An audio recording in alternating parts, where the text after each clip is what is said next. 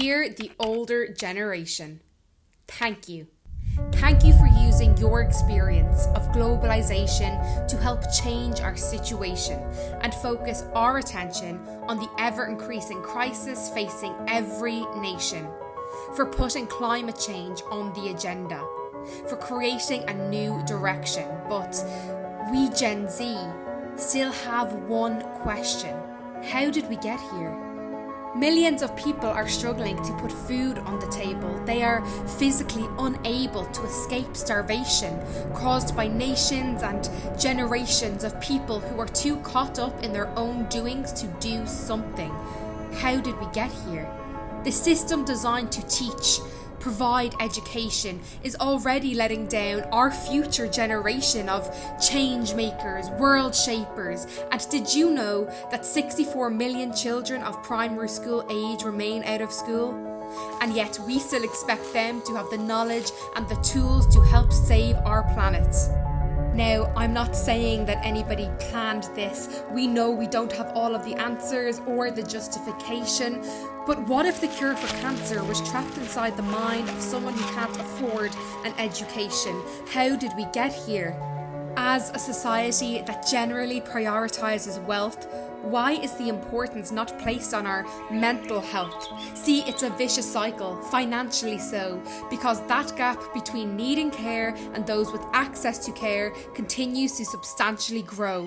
Yet people with severe mental health conditions die prematurely, as much as 2 decades early due to preventable physical conditions. How did we get here? We burned our trees, polluted our seas, and now we are experiencing climate catastrophes in real time. Drought in Somalia, flooding in Italy, and no, this is not just a simple weather change. Canada's worst wildfire season in history was made 7 times more likely by climate change. How did we get here?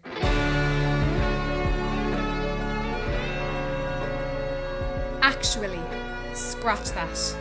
What's the use of dwelling on the after effect? Let's disconnect from the past. We know it wasn't your intention, so let me redirect the question and ask, where do we go from here? Because sure, I have an arm's length list of what we need to fix, but when are we going to admit that we are the real crisis? See, our loss of connection created this misdirection. And to the older generation, this is not a promise we're making temporarily. You have our voluntary commitment to fix this. Because we are the generation who lead, not follow. And we are the generation who want to change tomorrow. There will be no more putting profit above people and greed above need, because we too can make waves, just like our seas. So I'll tell you where we go from here. It's time to listen to Gen Z, hear us loud and clear, because the thing about truth is it cannot be avoided. So listen to us when we say the answer is more choices.